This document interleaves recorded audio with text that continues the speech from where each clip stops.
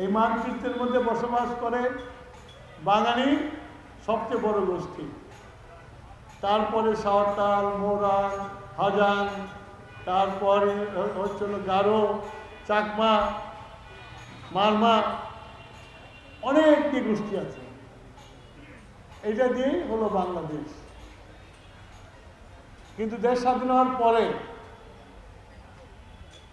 তখনকার নেতা বলেছিল সব বাঙালি হয়ে যান,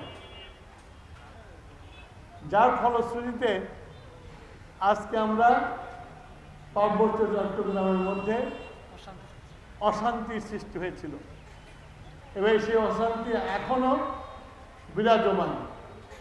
ঠিক সেই সময় আমাদের শহীদ প্রেসিডেন্ট জিয়াউর রহমান বলল যে এই বাংলাদেশের যে মানচিত্র, এই মানচিত্রের মধ্যে যারা বসবাস করে সবাই বাংলাদেশী।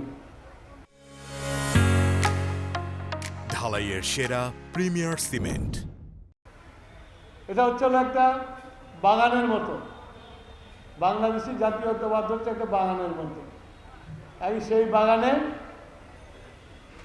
গোলাপ ফোটে, গাঁদা ফোটে, আবার ঘাস ফুলও ফোটে, বনফুলও ফোটে, সব মিলে হলো বাগান।